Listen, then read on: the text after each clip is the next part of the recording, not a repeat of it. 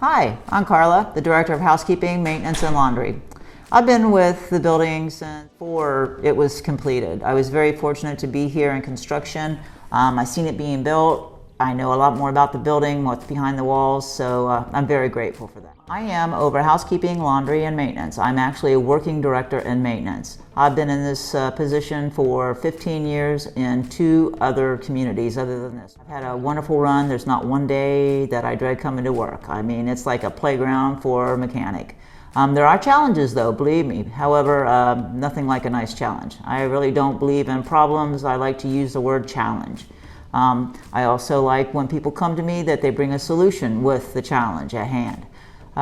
So when a new resident moves in, what I do, I go in, I meet the resident, I hang their television, we put their pictures up, we get them all settled in, and then once we're done, and it's very overwhelming when a new resident comes in, there's a lot of paperwork, there's a lot of information. I mean, every department goes in there and introduces themselves, so it's just a lot of information. I let them know if they have something else that might need to be done. All they need to do is go to the concierge, put in a work order. The work order comes right to my phone, at which time typically we render services the next day. What we do is we come in, we do our work orders till about noon, and then we do preventive maintenance. And believe me, there's a lot of preventive maintenance to do in this building.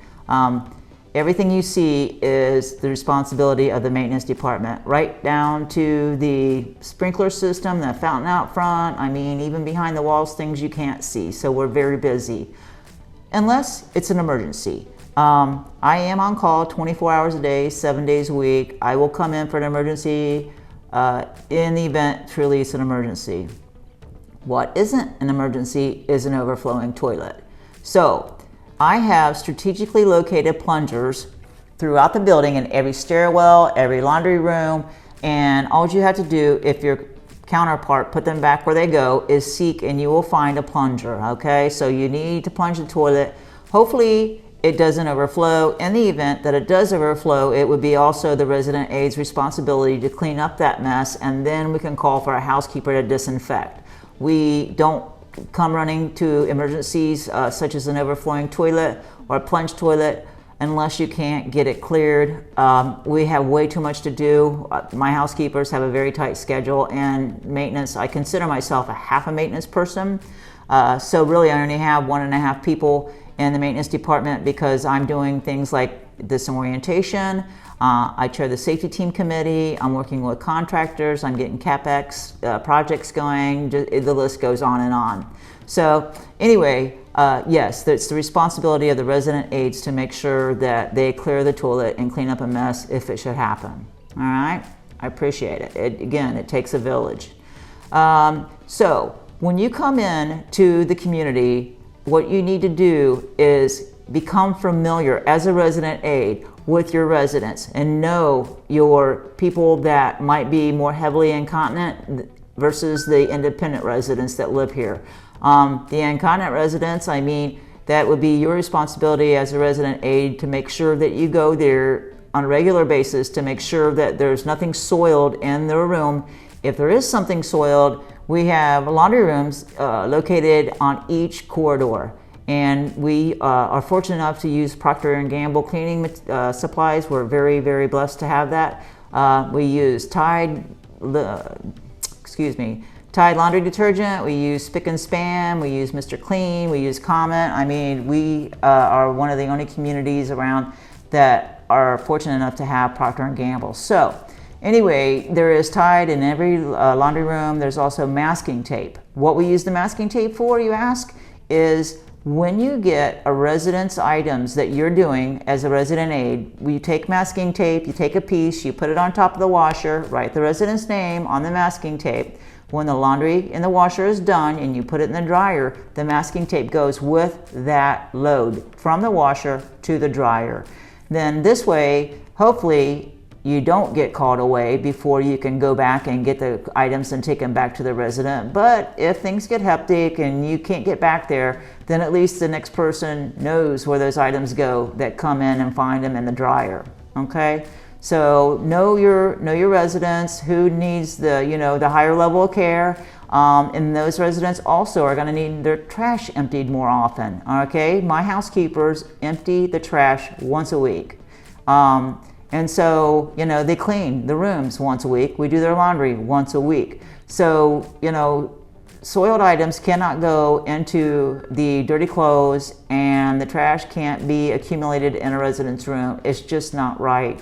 This is not the way that we allow our residents to reside in this beautiful building. We want to make sure that we take just above par care of each and every one of these residents. Okay, very important. So, this is a wonderful building. I explained it to you earlier. It's the best building I've ever worked in. There are a few things that they could have done a little better, but you know how it goes. Square footage is revenue. And so there's not a lot of closet space, and consequently, every corridor doesn't have a wonderful closet that has an exhaust fan where the trash is located and the biohazard is located. It's just not there. When I first started, I was coming in here, and I mean, 6:30 in the morning, 7 o'clock in the morning. I mean, the resident aides are really busy. I mean, they're taking care of the residents. They're waking up. They have to be changed. They got to brush their teeth, wash their face, brush their hair, get them dressed. I mean, they were just like, it is still. I mean, they're just really going after it. It's one of the busiest parts of the day.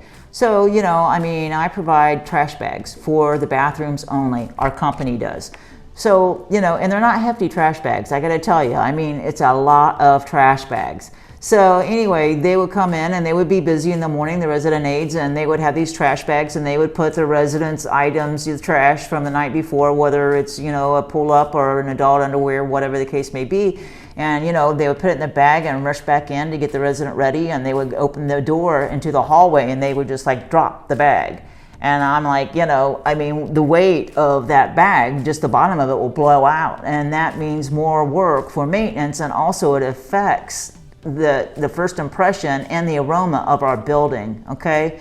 So even if they laid it down lightly on the ground, I mean, it looked like waste management on my street when they pick up the trash. So I went to the director of the executive director, and I asked them, you know, what can we do, you know, and she said to me, well, what are you gonna do? And I said, I'll tell you what I'm gonna do. I'm gonna get in my Jeep, and I'm gonna go to Home Depot, and I'm gonna get some trash cans, some square trash cans on wheels with a lid. And I did. I went and I got 8 trash cans. Unfortunately, the only place that we could put these is in the stairwell, which isn't very kosher, because the stairwell is supposed to be a place for life safety, and it's not to have non-combustible items in there. You're supposed to be able to go there for a safe place, but we'll get into more life safety later on in my orientation. So anyway, that is where the trash cans are located. At each end of every corridor, if you open that door to the stairwell, you will find plunger, if your coworker put it back, and the trash can. So it's your responsibility as a resident aide to make sure that that trash is taken out to our dumpster located in the employee parking area at the end of every shift, okay? And we make sure that we wheel the trash can out there, not simply grab the bag out of the can and carry it out, because for some reason liquids get put in the trash, and as soon as you take it out of there, there's going to be liquids, and it's going to leave a trail down the hall of our beautiful building. And again, it's just not worth it. We work way too hard and take way too much pride in our building to allow this to happen. So it's required to use the trash can, wheel it all the way out to the dumpster, and put that trash in the dumpster, okay? When you come back in, the trash bags are located in our laundry room in the staff entrance in the rear. I'll show you that later. Grab a black trash bag. Make sure you put the liner back in that trash bag for your next shift, okay? We want to work together. Again, one team, one purpose. I can't say it enough, all right? Okay, the dumpster area. So I was mentioning earlier that the building is a fabulous building. There are a few things that, you know, they had to skimp on. Closed dumpster area is one of them. All right, it's a very small area, and we generate a bunch of trash here. What we need to do is make sure that we break down the boxes. It's very important. That takes up space, valuable space for the trash generated in the kitchen as well as our residents in the building, okay?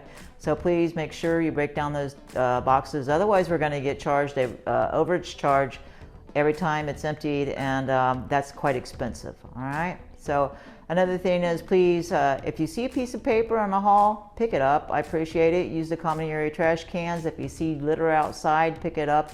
We have a couple trash cans outside, or bring it in. Again, we're working all together to maintain the beauty of our building for the staff and our residents. Okay. So hey, welcome to the family. That the tones go off or there's an actual fire, what we need to do is go to the fire enunciation control center across from the concierge desk. The tones are very loud when they go off. They echo throughout the building. You can't hear on the radio. So the place to go is right across from the concierge desk, and it'll tell you exactly where the location in the building is that this alarm is going off. So this is the control panel that'll tell you exactly where the alarm's going off within the building. Okay, right now it says system normal. Okay, but when an alarm does go off, it'll tell you 1200 and then like S24. And in order to find out where 1200 is, see right here it says 1100 and it's got 1100 the thatch marks. So we're looking for 1200. Anyway, if it wasn't 1100, hypothetically, if it was an 1100 and it said 11 SO28, right here is the smoke detectors, 2.67. It would say that. It would say room 1122, 2.67, all right? It would say that on this panel. It'll tell you 1100. So you just go to 1100, find out where the number is, and that's how you know where the alarm is coming from. All right, so if the alarms are going off and the tones are echoing throughout the building, we located the location where the smoke detector or the pull station has been engaged.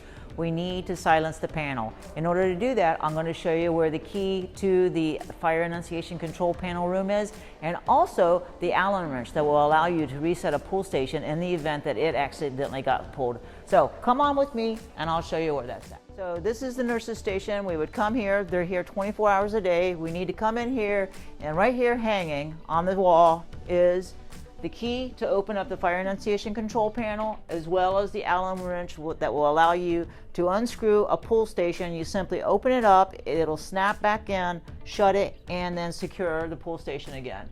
Okay, so now we would have to actually reset a pull station before the panel will silence. Okay, a smoke detector, if it's going off in the common area, we need to fan it as if you would do the same thing at home. Once we clear the head on the smoke detector, reset the pull station if that's the event, then we can silence the tones. Next, I'll show you where to go, what this key opens, and how to silence the panel. So now we're across from the dining room, and this is the FACP room. This is where you'll reset the fire alarm in the event that it is going off. Come on in and I'll show you how it works. This is a no-brainer. I've got it all set up. This is the panel right here. What you do, you open it up. I put a first and a second. That's all you need to do. Hit acknowledge and then silence, and then it'll go back to normal as it is now. Otherwise it would be in trouble. That's all there is to it. The tones will stop. Fire drills. So when you hear the tones go off, the way we perform a fire drill is, and you've done Relias, what is it? It's RACE. And what does RACE stand for?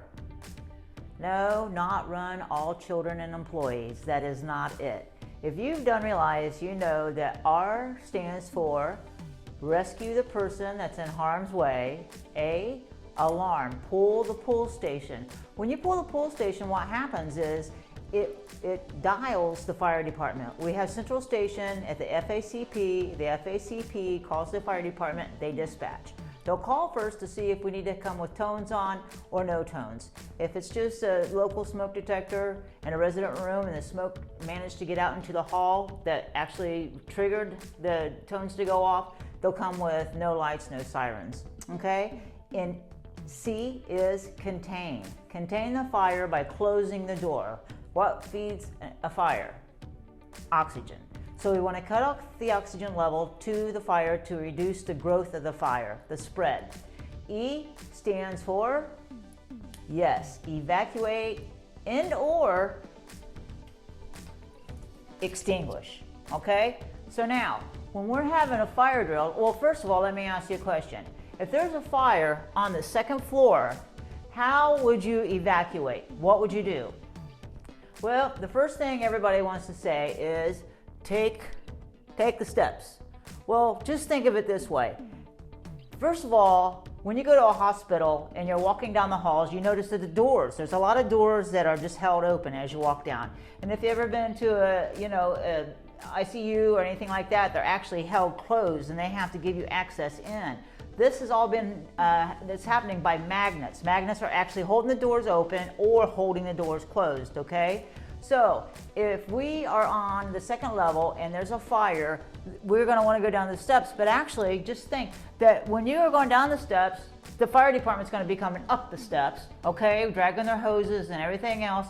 And plus, we cannot take non-ambulatory residents down the stairs. We just can't do it. I mean, even though that we've always heard, oh yeah, just put them in a sheet and we'll carry them down the steps, that's not happening. It's just like on a plane. They say, put the oxygen on you first and then take care of your younger ones, okay? Well, there's just no way we could take care of ourselves and then take care of the elderly. So what you do on the second floor is you do a horizontal evacuation, all right? Now, these doors right here, this door right here, these doors right here, here in the hallway, they're the ones that I was referencing earlier that are actually magnetically open, okay? They are held by magnets open. And also, if you look, now this is the second floor, as you can easily see. This is the 2100, this is 22. If we come over here, 1100 is directly below 2100.